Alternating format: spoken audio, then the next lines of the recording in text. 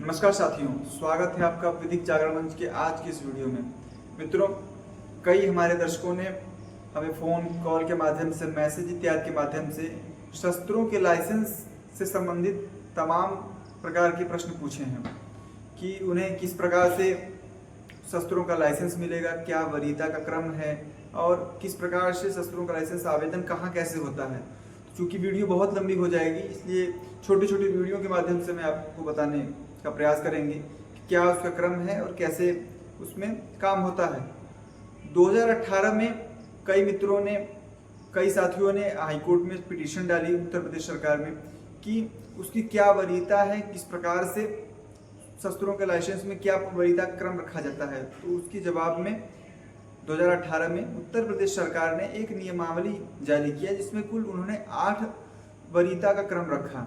तो आज की इस वीडियो में हम उस 8 वरीयता के क्रम को देखेंगे कि वो क्या वरीयता का क्रम है, किस वरीयता के आधार पर हम सबको लाइसेंस प्राप्त हो सकता है।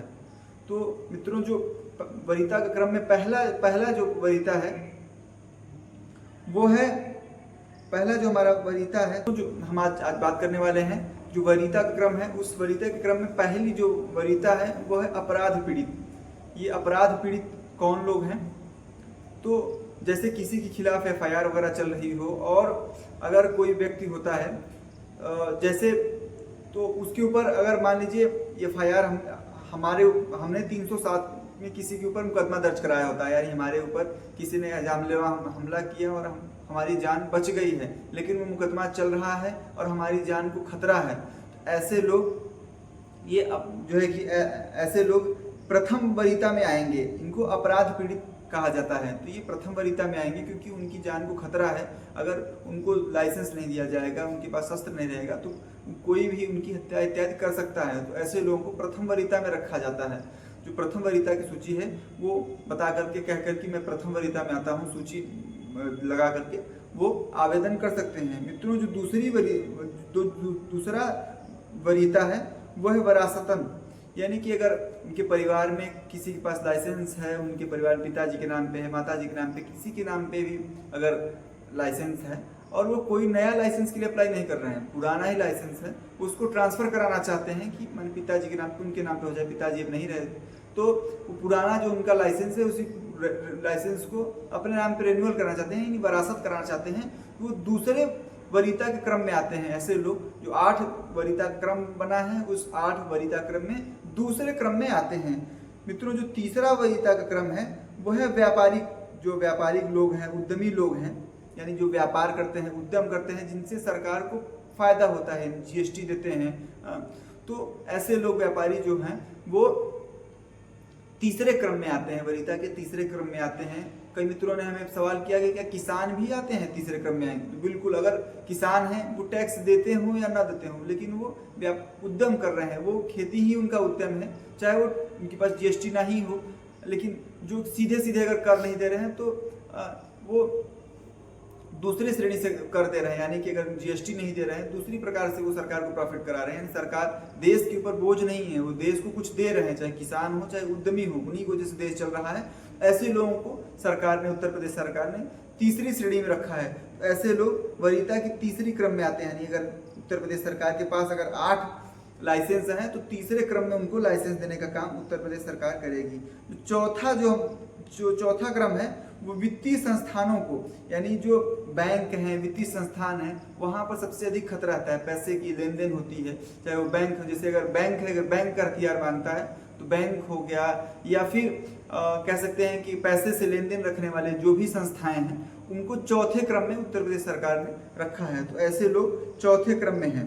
जो हमारा 5वां क्रम है वो है विभिन्न विभागों के प्रवर्तन कार्य में लगे हुए कर्मचारी। प्रवर्तन कार्य में लगे हुए कर्मचारी कौन लोग हैं?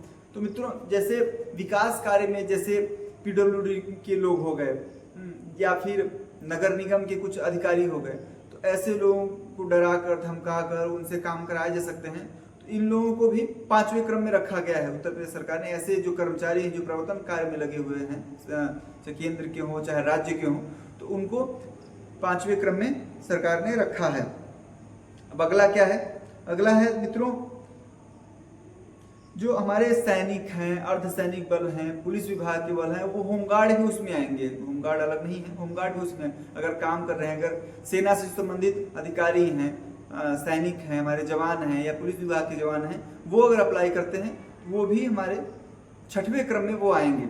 जो अगला क्रम है मित्रों वो है विधानसभा, राज्यसभा के सदस्य हैं, लोकसभा के सदस्य हैं या विधान परिषद के सदस्य हैं। तो ऐसे जो लोग हैं जो विधानसभा में, राज्यसभा में सदस्य के रूप में काम कर सकते हैं, विधान परिषद में, तो उनको 7वें क्रम में रखा गया है। यानी कि वो लोग भी अप्लाई कर सकते हैं, लेकिन वो 7वें क्रम में हैं। और जो अंतिम क्रम है मित्रों वो है जो निशानेबाज है, राष्ट्रीय अंतर्राष्ट्रीय स्तर पर जो लोग निशानेबाज हैं, जो देश के लिए मेडल लेकर के आते हैं, ऐसे लोगों को 8वें क्रम में रखा गया है।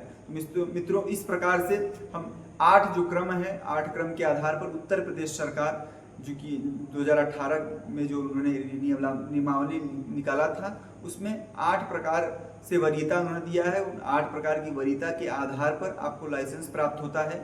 इसमें कई मित्रों ने सवाल किया कि घूस लगता है, रिश्वत लगता है। ऐसी कोई चीज़ नहीं, कहीं कोई पैसा नहीं है। जो आपके पास पैसा लगता है उसका आपको रसीद लेना है, अलग से किसी को कोई पैसा नहीं देना है, और इसी वरीयता के आधार पर ही आपको लाइसेंस मिलेगा। अलग से आपको कोई लाइसेंस नहीं मिलेगा मित्रों। आगे आने वाली वीडियो में हम आपको बताएंगे किस प्रकार से अप्लाई करें, किस प्रकार से हम आवेदन करें कि हमको जल्द से जल्द लाइसेंस प्राप्त हो। दोस्तों अगर वीडियो आपको पसंद आया हो तो प्लीज़ चैनल को सब्सक्राइब करें और वीडियो को लाइक करें। Thank you so much.